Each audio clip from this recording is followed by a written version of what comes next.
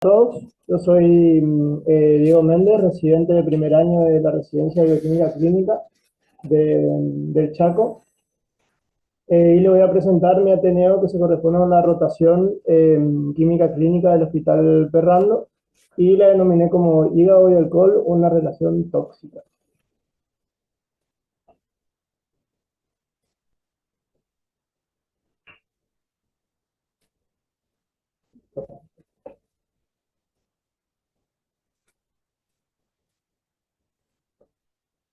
Bueno, los objetivos son conocer los efectos generales y principalmente los efectos hepatotóxicos del alcohol. Describir las hepatopatías resultantes de del consumo directamente del alcohol, tanto en consumo agudo como crónico, y conocer también el perfil hepático y sus variantes, los patrones que se presentan ante las hepatopatías alcohólicas.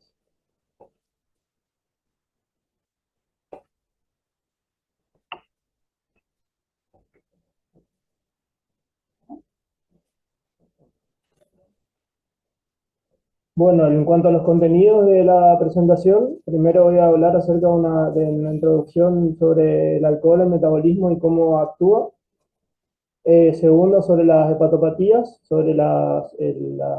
injuria que genera este consumo, cómo se puede estudiar por medio de la utilización de un perfil hepático, seguido de la presentación de unos casos clínicos, conclusiones y la bibliografía del trabajo. Entonces,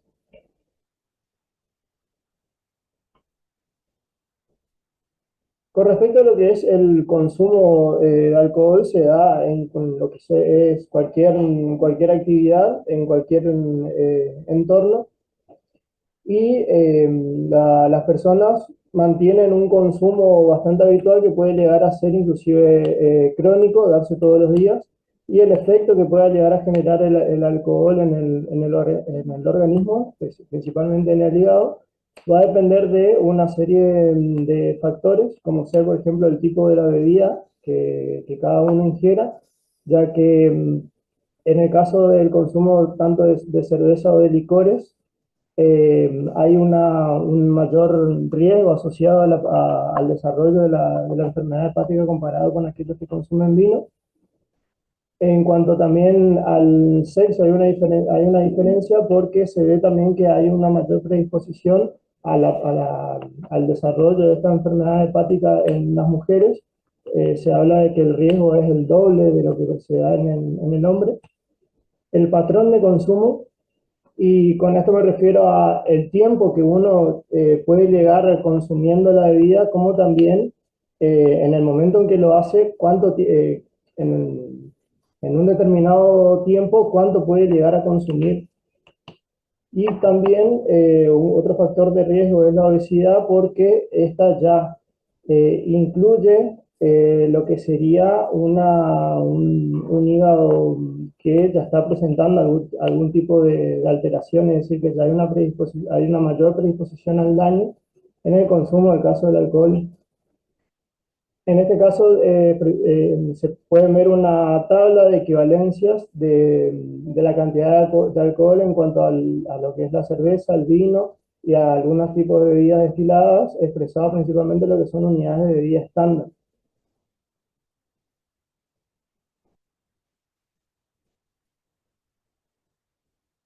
Una vez que se realiza el consumo del alcohol, va a ingresar al organismo y a nivel de lo que es el estómago y el intestino delgado va a ser absorbido y va a llegar hasta el hígado, que es el principal órgano encargado de metabolizarlo, alrededor de entre un 90 y un 95%. También otras vías de eliminación va a ser por la vía respiratoria, por los pulmones y también por medio de la orina. Con respecto al metabolismo, se establece que el organismo es capaz de metabolizar como un máximo entre 120 a 150 miligramos por kilogramo por hora, lo que se correspondería con metabolizar 200 a 240 gramos por día en una persona aproximadamente 70 kilogramos, y que en el que es el lo consume de manera crónica, eh, la, el tope de que puede llegar a metabolizar puede llegar a aumentarse en un 75%. El metabolismo del alcohol se da en tres compartimentos. Hay un compartimento principal, que es el citosólico, que se da a cargo de lo que es el alcohol deshidrogenasa, que se forma lo que es acetaldehído y seguido el acetato, con la correspondiente formación en cada una de las reacciones de una molécula de NAD reducido. También se da en lo que son las mitocondrias por medio del complejo citocromo P450, en lo que la característica que tiene esto es que este sistema es inducible. Y esto es lo que hace también de que en aquellos consumidores crónicos esté aumentada la capacidad de metabolizar el alcohol. Y también otro sistema que se presenta para el metabolismo es el peroxisoma por medio de la catalasa. El daño que genera el alcohol, principalmente en lo que es el hígado, se debe a un estrés oxidativo, porque en todas las reacciones del metabolismo, y más acentuado se ve cuando se da un consumo elevado, se generan ciertas especies reactivas, tanto de oxígeno principalmente o nitrógeno, que tienen la capacidad de formar aductos inmunógenos, que son los principales factores en lo que es el daño hepático. A su vez también va a inducir a lo que es la acumulación de grasa y a alteraciones inmunitarias, por el hecho de que es capaz de interactuar tanto estos factores de transcripción como estas especies reactivas de oxígeno, como el acetaldehído que se va formando, con determinados factores de transcripción que van a concluir en el aumento de citocinas proinflamatorias.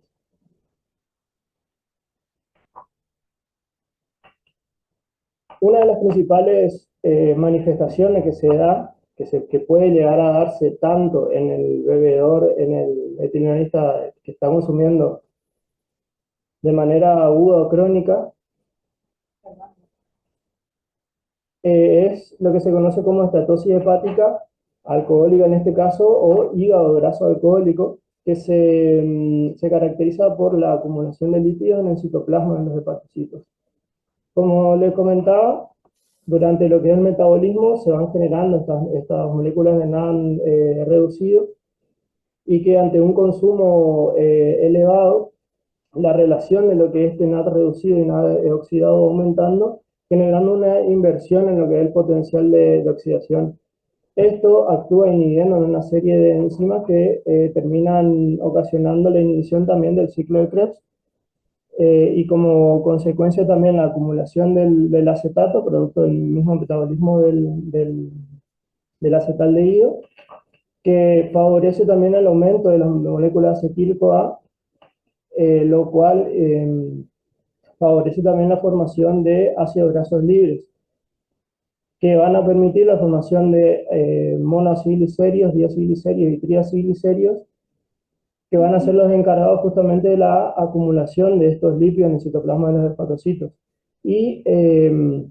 pueden acumularse formando microvesículas, macrovesículas, inclusive vacuolas, en donde van a variar bastante en tamaño, inclusive lo que generan es un desplazamiento del núcleo y de distintas organelas del hepatocito, hasta inclusive pueden llegar a romper las células. La esteatosis hepática es bastante invariable su presentación, porque hay en algunas personas en las que no puede llegar, no se va a generar, o inclusive o en un consumidor agudo sí puede llegar a presentarse también, y tiene una clínica variada, porque puede desarrollarse de manera asintomática, o en el caso cuando el compromiso de la acumulación de la grasa en el hígado sea bastante importante, ocupe mayor espacio, ya van a empezar a aparecer otra clínica que se corresponde con fatiga, debilidad muscular, malestar general, anorexia, náusea, molestia y molestia abdominal. Y en estadios más avanzados se van a ver como también la disminución de la síntesis de determinadas proteínas, de apolipoproteínas y de triglicéridos. Y en estos estadios es en donde se va a ver comprometido más del 50% de la estructura del hígado, presentándose tejido adiposo.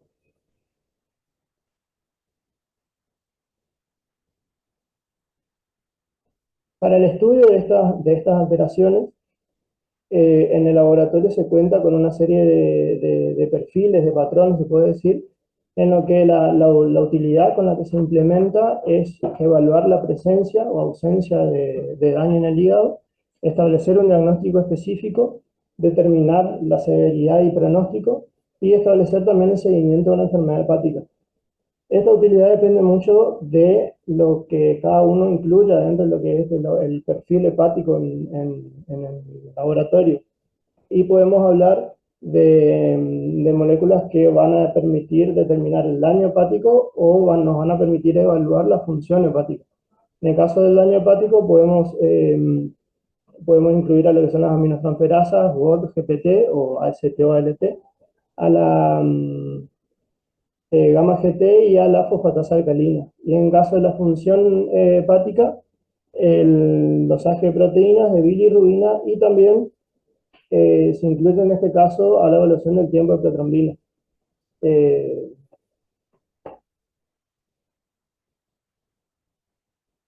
con respecto a las aminotransferasas, existen muchas en, lo que, en todo el organismo, pero las principales son GOT y GPT, y los niveles que hay que tener en cuenta a la hora de estudiarlos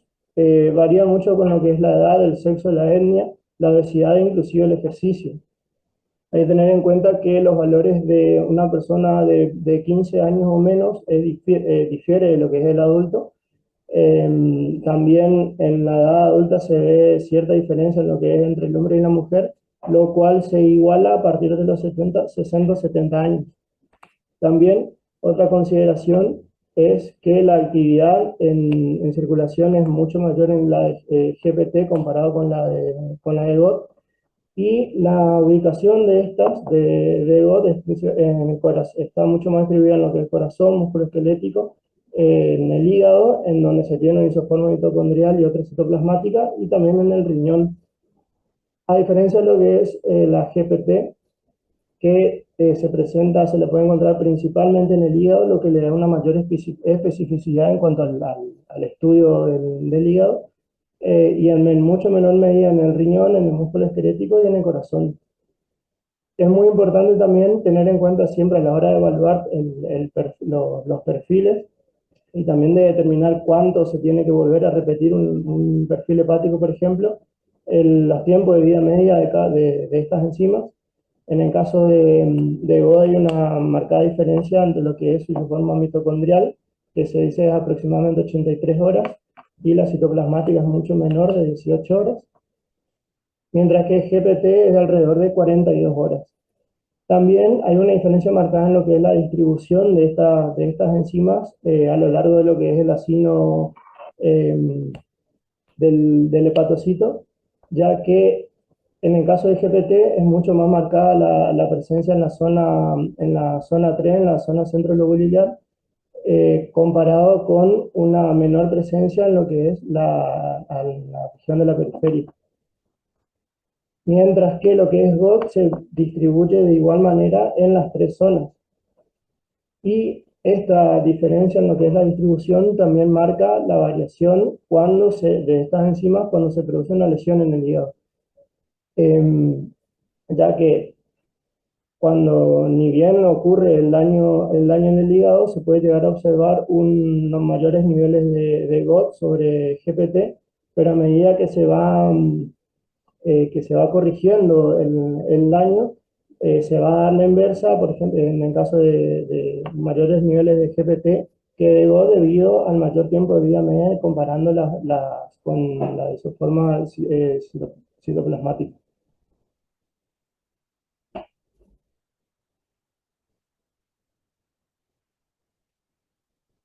Entonces, es importante no solo ver si están elevadas o no, sino también el grado de elevación,